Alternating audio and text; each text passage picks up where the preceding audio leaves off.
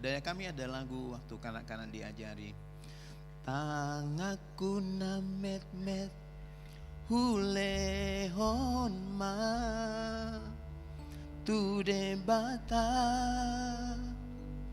dai nangi nalo jai sayurupa kunamai tangaki di homai nang pati di homai.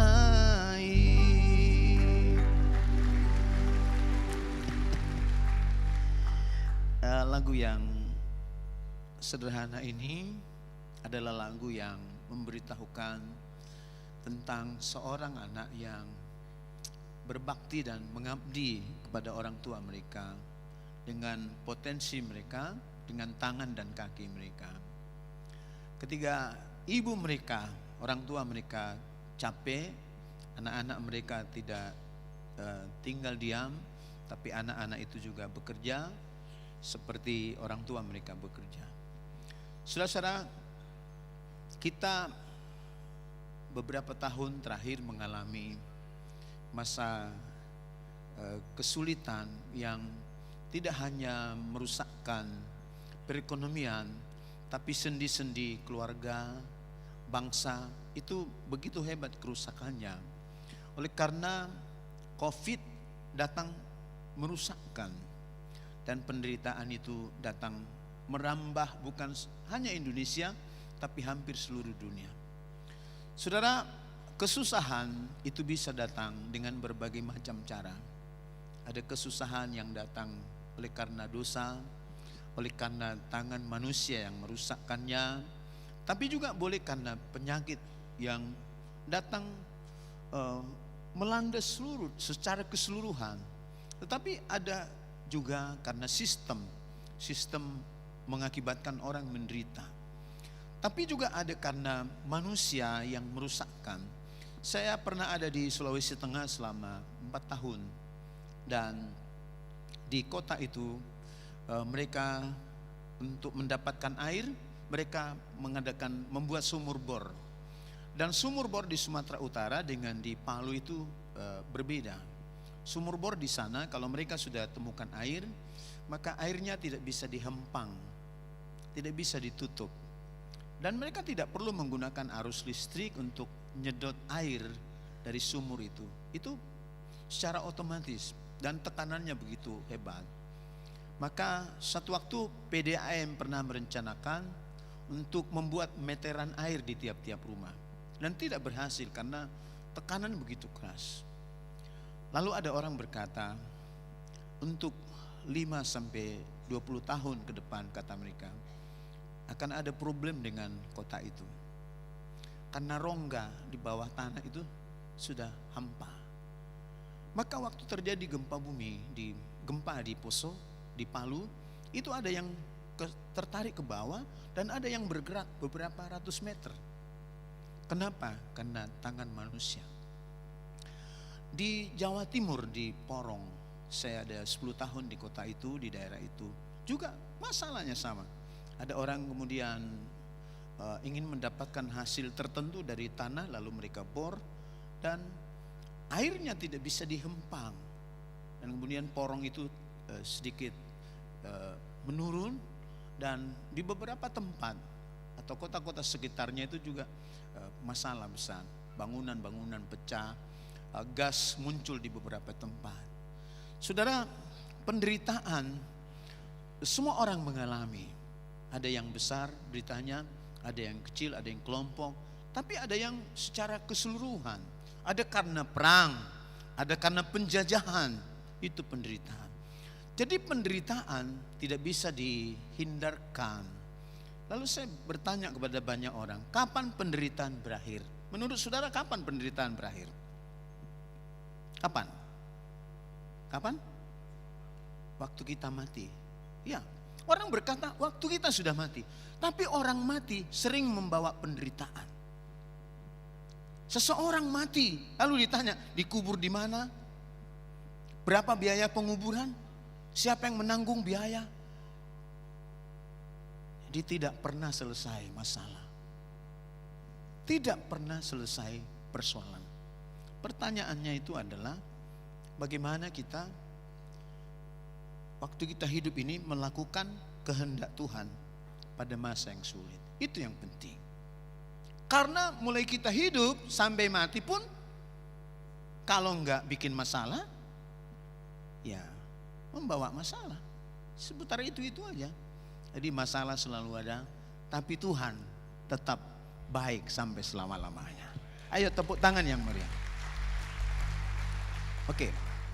Ketika bangsa Israel mengalami masalah karena kesalahan, karena dosa, karena pelanggaran, karena pemberontakan, apakah Tuhan lalu berkata, oke, karena you tidak menghormati Tuhan, maka tanggunglah, rasakanlah di situ? Tidak. Dalam penderitaan yang sangat berat, Tuhan tetap memantau mereka. Bahkan Tuhan membimbing mereka bagaimana mereka hidup di tengah-tengah penderitaan itu. Kita baca bersama-sama Yeremia 29 ayat yang ke-10. Yeremia 29:10. Ya, kita baca ya. Sama-sama, 1, 2, 3. Sebab beginilah firman Tuhan, apabila telah genap 70 tahun bagi Babel, barulah aku memperhatikan kamu. Aku akan menepati janjiku itu kepadamu dengan mengembalikan kamu ke tempat ini. Ini sangat menarik. Orang sudah menderita, jangka waktu penderitaannya itu tahu. Permulaan penderitaan sampai berakhirnya tahu. Hebat sekali. Pernahkah saudara sakit? Waktu Anda sakit lalu dokter berkata 3 hari lagi Bapak pulang. Dan itu berita sangat menyenangkan. Ya. Lalu ada dokter yang lain, ibu sakitnya agak berat. Mungkin ibu lebih lama di sini. Atau ibu harus ke kota lain. Ada yang seperti itu. Tapi kalau kita tahu masa dan waktu, biasanya itu mendatangkan kesukaan. Sangat menyenangkan. Ini 70 tahun penderitaan. Saudara, 70 tahun masa lampau dengan 70 tahun sekarang itu sedikit berbeda, ada perbedaan. Karena manusia masa yang lampau itu umurnya lebih dari 100. Ada yang 200 tahun, 100 sekian tahun. Ya, umur mereka lebih panjang. Jadi 70 tahun itu sebetulnya bukan waktu yang panjang. Tidak lama. Dalam kondisi menderita itu Tuhan ajari mereka. Tuhan bimbing mereka dalam menghadapi penderitaan. Bagaimana mereka harus melakukan kehendak Tuhan dalam penderitaan itu. Ada orang menderita, mereka masa bodoh, mereka tidak melakukan apa-apa. Mereka berkata, ya sudahlah, kalau mati matilah, kalau hidup hidup aja, ya sudahlah. Mereka putus asa, mereka frustrasi. Tapi dalam derita yang dia alami orang Israel itu, walaupun karena kesalahannya, mereka tetap dibimbing Tuhan. Bagaimana cara Tuhan membimbing mereka untuk bisa melakukannya? Ya, kita baca secara natural, mereka disuruh bekerja. Ayat 3 sampai dengan ayat yang ke-6. Mereka disuruh bekerja. Bekerja, membangun, lalu menikah, berumah tangga. Masa sulit, Tuhan tidak beri instruksi. Kamu tidur saja, kamu diam saja, kamu berdoa saja. Tidak. Masa sulit itu mereka disuruh kerja. Katakan kerja. Sekali lagi kurang keras. Bekerja itu perintah Tuhan. Saudara, waktu COVID datang, hebat sekali. Banyak kreativitas muncul. Ibu-ibu yang biasanya dagang ke pajak, tiba-tiba mereka jualan babi panggang, antar di tempat. Ya, sang-sang antar di tempat. Wow, itu kreatif, muncul. Ada yang tanam bunga. Wow, keren bunga. Trending bunga. Tapi ada yang malas, mereka merasa lucu. Kok dijual? Di ladang aku banyak. Yang merasa itu lucu tidak dapat apa-apa. Tapi yang melihat itu kesempatan usaha, mereka diberkati. Di belakang rumahku itu saudara, tidak nanam bunga, tapi selalu jual bunga. Dan bunga-bunga yang mahal ada di belakang rumahku itu. Dari mana mereka dapatkan? Diusahakan dengan cara tidak legal. Untuk bisa bertahan hidup masa sulit. Mereka usaha, mereka kerja. Ada yang benar, ada yang gak benar. Tapi Alkitab tuh ngajari yang benar. Kamu kerja.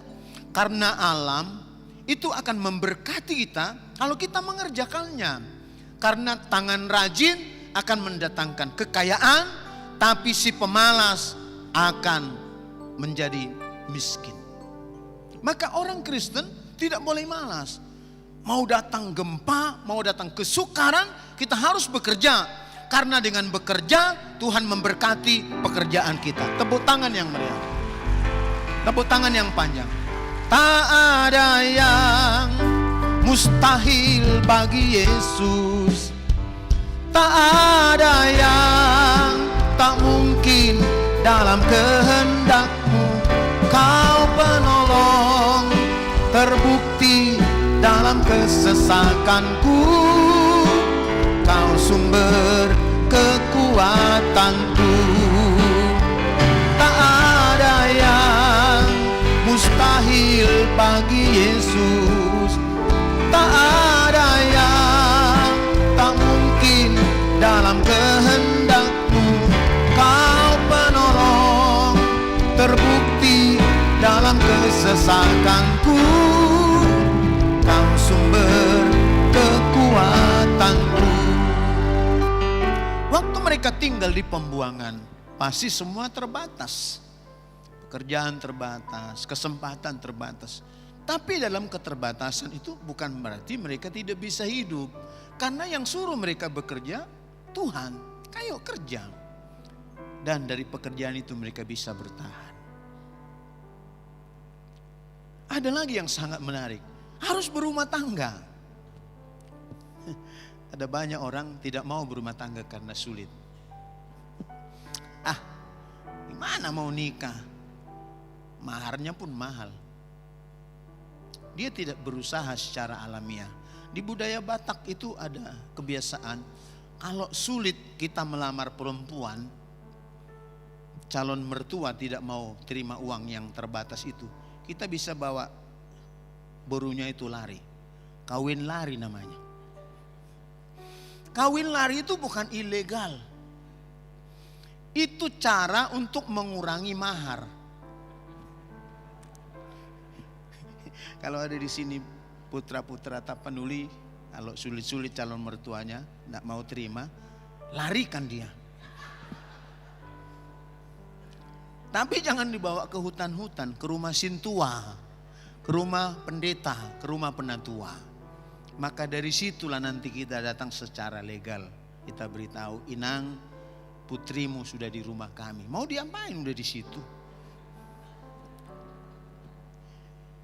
Maka yang nggak punya uang, jangan bilang nggak ada uang.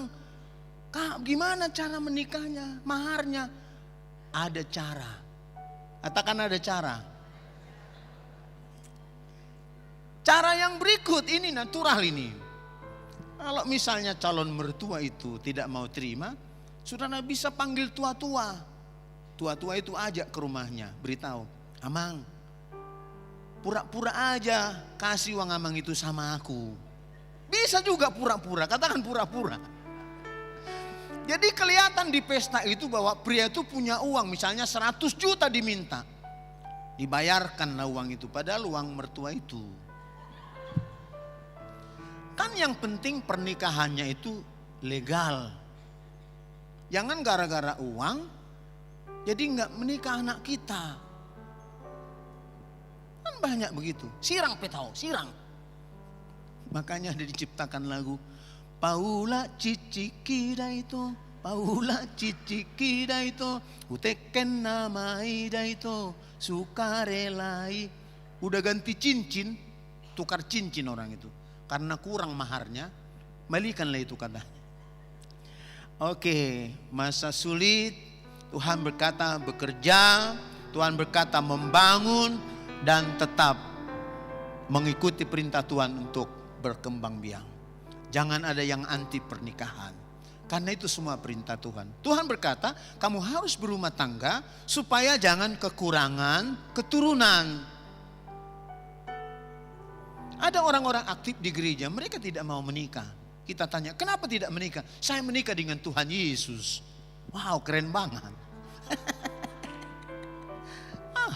Itu keren. Secara alamiah kita harus mengikuti tatanan ini, supaya lewat semua yang kita kerjakan itu nama Tuhan dipermuliakan.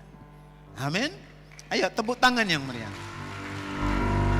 Oke, jadi secara alamiah kesulitan pun tetap bekerja kita.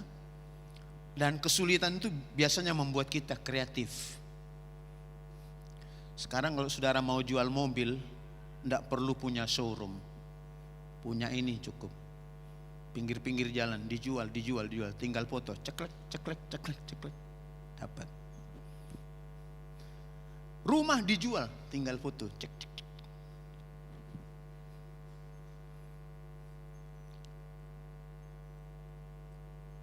Tapi kalau orang malas, paling dia bilang, dijual ya, berapa lah ini kira-kira ya. Tapi kalau Anda mau kerja, mau hidup dengan tangan yang rajin, lakukan apa saja. Sebab kalau kita tidak bekerja, kita tidak boleh makan. Tapi kalau kita kerja, Tuhan berkata, dengan pekerjaanmu itu, Tuhan memberkati apa yang kau kerjakan. Amin.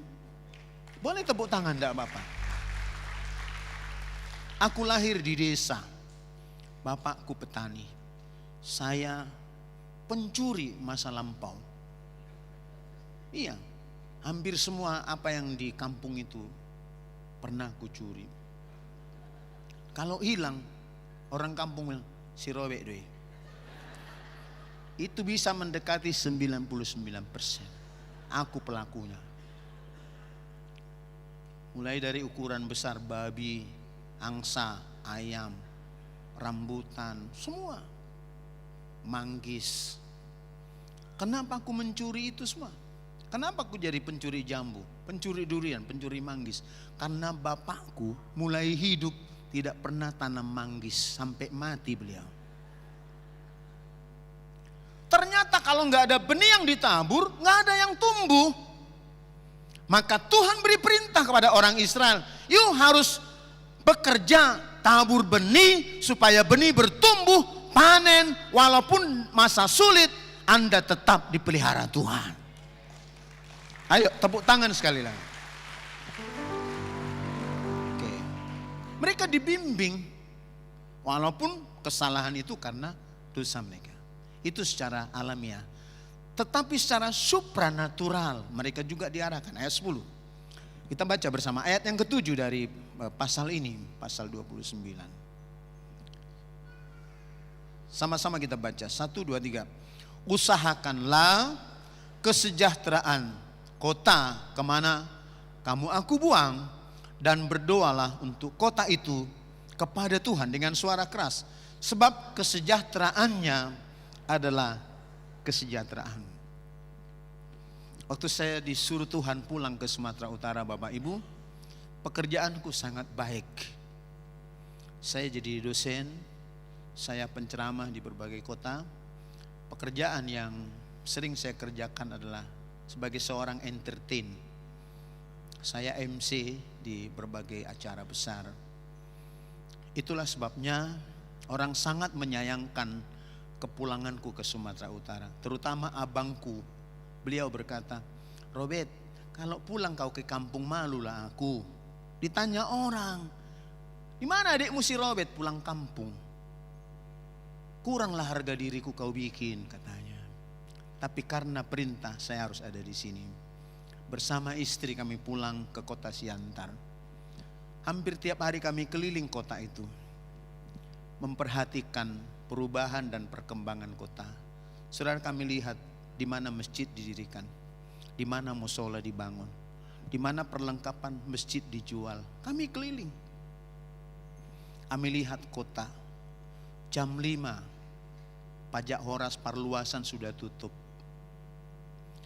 Saudara, kalau perputaran uangnya pendek, masyarakat bisa melarat. Investasi, angkutan, jam 6 sudah sepi. Lalu saya ajak istri berdoa. Beberapa tahun terus kami berdoa. Untuk yang pertama, supaya perputaran uang di kota, di Siantar, itu bisa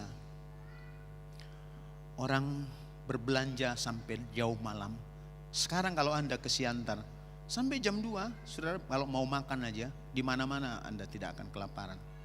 Banyak orang investasi di kota kami. Kalau ada orang Siantar di sini, Anda boleh tanya mereka yang duduk di tempat duduk ini.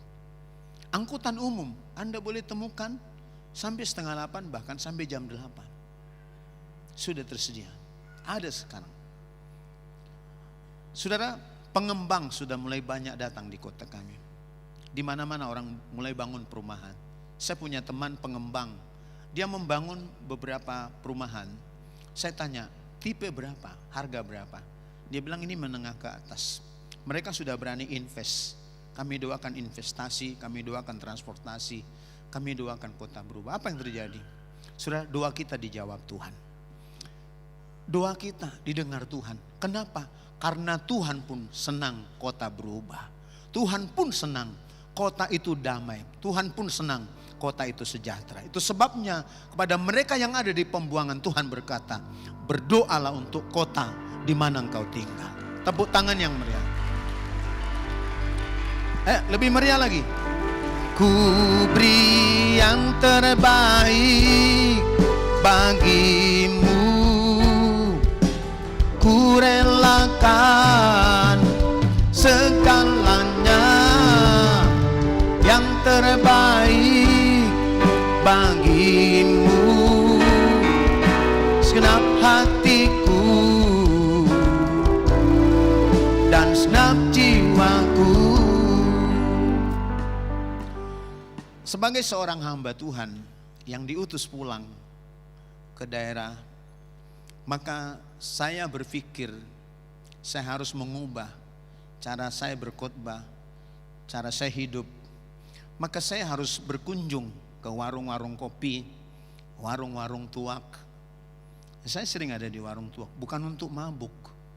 Saya mau mengubah pola pikir dan cara pikir orang-orang yang ada di kota ini. Saya hampir tiap hari ada di warung kopi, meskipun orang berkata, ini pendeta enggak suci, enggak apa-apa. Pendeta enggak kudus, enggak masalah buat saya. Tapi di warung kopi itu, saya bisa berjumpa dengan orang-orang PNS, polisi, tentara, geng. Saya jumpa di sana. Kami bisa share tentang kehidupan, tentang Tuhan. Jadi warung kopi saya jadikan mimbar. Warung tua pun saya jadikan mimbar. Kadang saya ambil gitar dan saya menyanyi. Ai di ngotoro di najolo nadi parsobanani. Langsung suara 2, suara 3. Imana sotar lupa honau tikiro marimbusi. Habis nyanyi mereka tanya, gereja apanya gerejamu? Samanya kau sama si Panggabean itu. Kenapa si Panggabean? Mati mamanya dah, lari dia. Pergi dia, ditinggalkannya mamanya itu katanya. Kuceritakanlah mengenai gereja, mengenai Tuhan, mengenai hidup berjemaat di warung tuak. Mau kota berubah? Jangan eksklusif. Tapi hadirlah Anda di kota ini dengan nyata. Supaya lewat kehadiran saudara, kota berubah, masyarakat berubah, Indonesia berubah, Medan berubah. Tepuk tangan yang meriah. Tapi itu pakai modal, katakan pakai modal. Datang ke warung kopi itu kita mesti siapkan uang minimum 200-300 ribu. Duduk kita di situ. Karena teman-teman ini nunggu kapan dibayar.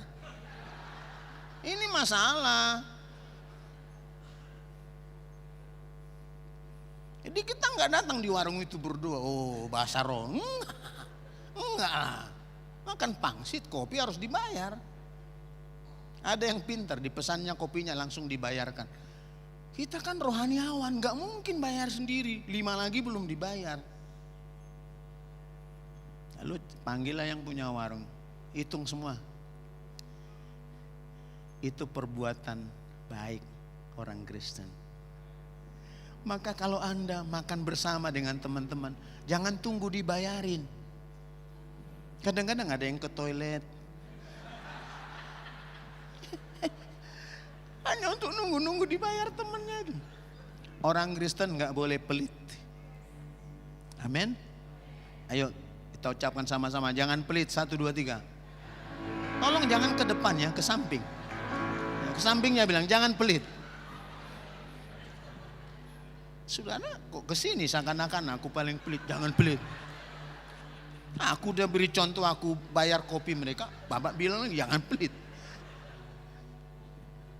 Oke, saudara, kita berdoa, yes, tapi wujud nyata kehadiran itu mesti dipertontonkan, mesti diberitahu. Ini loh orang Kristen, cara hidupnya seperti ini.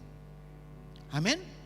Jadi jangan hanya berdoa-berdoa di menara doa itu, tapi tidak pernah menunjukkan orang berdoa itu seperti apa sih kehadirannya di masyarakat. Pertontonkan kepada dunia. Ini loh orang Kristen yang berdoa. Ini loh orang Kristen yang baca Alkitab. Seperti itu. Tapi tidak mengadili. Tujuannya adalah untuk mengubah cara pandang. Untuk mengubah cara pikir. Kalau semua berubah, percayalah kesejahteraan akan datang. Saya punya teman pejabat di kota Siantar. Salah satu wakil DPRD di kota kami. Saya sangat dekat. Hampir seluruh aktivitas rohani di rumahnya, hampir saya selalu dihadirkan di rumah beliau untuk ceramah, untuk khotbah. Ketika saya mau dibayar, mau dikasih uang, saya bilang, Pak, sorry ya, jangan bayar khotbah saya, jangan bayar sharing saya, karena saya bukan pendeta bayaran. Jadikan saya ini teman Bapak, karena saya mau pejabat itu pun berubah cara pikirnya, cara pandangnya. Saya bukan pendeta yang harus dibayar tiap-tiap sharing, tapi saya adalah sahabat buat pejabat. Kalau semua kita melakukannya, tidak lama pejabat akan berubah, kota akan berubah, Indonesia akan berubah. Tepuk tangannya seperti nggak percaya saya rasanya. Iya, sungguh-sungguh kita kerjakan, pasti berubah. Amin.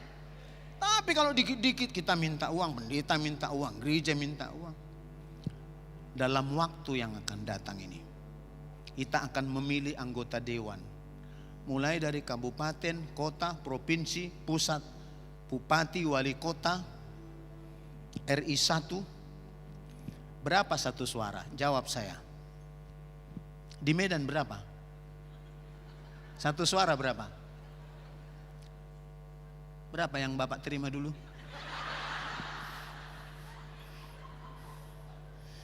Dari mimbar yang suci ini saya mau beritahu.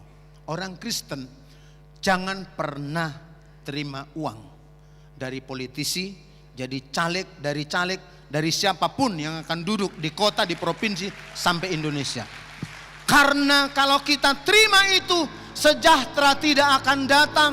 Kita akan menambah penderitaan. Kita akan menambah kesusahan bagi caleg itu, bagi calon itu, dan bagi Anda. Tapi yang benar adalah kalau kita mau Indonesia berubah, kita harus membantu mereka, kita harus mendukung mereka, kita harus support mereka. Kalau ada uang Anda, berikan, beritahukan, Pak, saya bantu Bapak, saya cetak kartu nama Bapak, saya bantu Bapak, saya buat spanduk Bapak. Kalau itu kita lakukan, mereka akan berkata, saya duduk di sini bukan karena uang, tapi karena kasih Tuhan, karena anugerah Tuhan. Waktu itu kita lakukan, saudara. Sistem akan berubah, undang-undang akan berubah, peraturan akan berubah, semua akan berubah jadi baik, sejahtera akan datang. Ada yang udah berjanji kepada Anda? Sekian. Pulang dari tempat ini, katakanlah, saya mendukung Anda. Di satu kota pendeta ini diundang ceramah politik. Dan saya ceramah. Dan calonnya duduk di depan. Saya tanya halayak ramai, apakah Anda semua mendukung Bapak ini? Semua tepuk tangan saudara-saudara. Kalau kita mendukung beliau, mari kita mengumpulkan kolekte siang ini. Dan kita serah terimakan kepada Bapak ini. Sunyi senyap dari ujung ke ujung. Dan sejak hari itu sampai sekarang, aku tidak pernah lagi diundang di kota itu untuk ceramah politik. Karena aku tidak mendatangkan keuntungan bagi mereka. Mau melihat negeri sejahtera, kota sejahtera? Oh jangan ikut, terima.